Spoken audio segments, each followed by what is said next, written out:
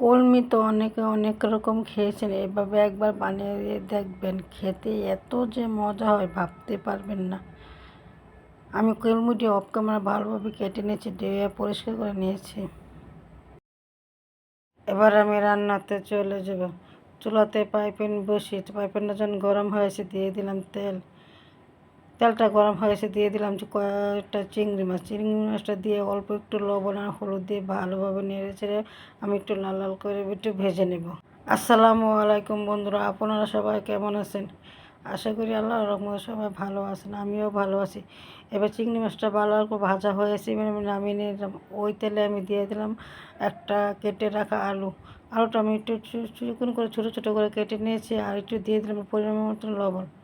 একটু আলুটা ভাজা হয়ে গেছে, এবার দিয়ে দিলাম পেঁয়াজ কুচি। পেঁয়াজটা আমি আলুর সাথে নেড়েচেড়ে একটু ভালোভাবে নেড়েচেড়ে ভেজে নেব। একটু ভাজা হয়ে গেছে, এবার আমি দিয়ে দিলাম 2টা চাপা শুটকিটা আমি একটু কাঁচা গন্ধ চলে যাওয়ার জন্য 1 মিনিট ভালোভাবে ভেজে নেব। শুটকিটা আমি উল্টে পাল্টে ভেজে নিয়েছি। এবার নিচে যেমন লেগে না যায় দিয়ে দিলাম অল্প একটু পানিটা দিয়ে আমি একটু নেড়ে ছেড়ে দেবো। এবার দিয়ে দিলাম 4-5টা কাঁচা মরিচ মাঝখান দিয়ে ফেলে। এবার দিয়ে দিলাম পরিমাণ মতন হলুদ গুঁড়া, মরিচ গুঁড়া আর আদা রসুন দিয়ে ভালোভাবে নেড়ে চেড়ে আমি মশলাটা 5 মিনিট কষিয়ে নেব।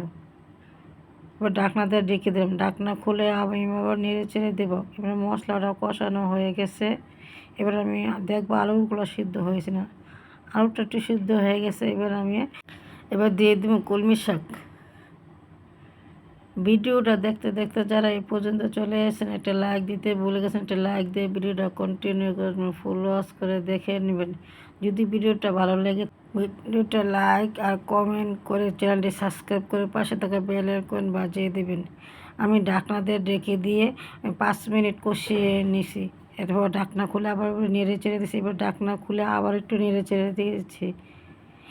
কলমি শাক এভাবে রান্না করলে খেতে গরম ভাতের সাথে দারুণ লাগে। এবার ভালোভাবে কষানো হয়ে গেছে, এবার দিয়ে দিলাম পরিমাণ মতন পানি আর দিয়ে দিলাম একটু লবণটা একটু কম হয়ে গেছে। এবার দিয়ে দিলাম ভেজে রাখা চিংড়ি মাছ দিয়ে ভালোভাবে নেড়ে চেড়ে আমি ঢাকনা দিয়ে ঢেকে 10 মিনিট রান্না করে নেব।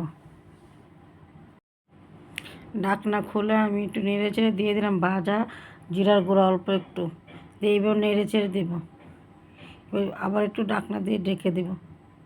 ঢাকনা দিয়ে ঢেকে আমার 5 মিনিট রান্না করে নিব। এতে ঢাকনা খুলে দিলাম, এবার দিলাম কলমি শাকের পানিটা টেনে নিয়েছে, এবার আমি নামিয়ে নিব। অনেকে অনেক রকম খেয়েছেন, এইভাবে একবার ট্রাই করে দেখতে পারেন, খেতে দারুণ লাগে।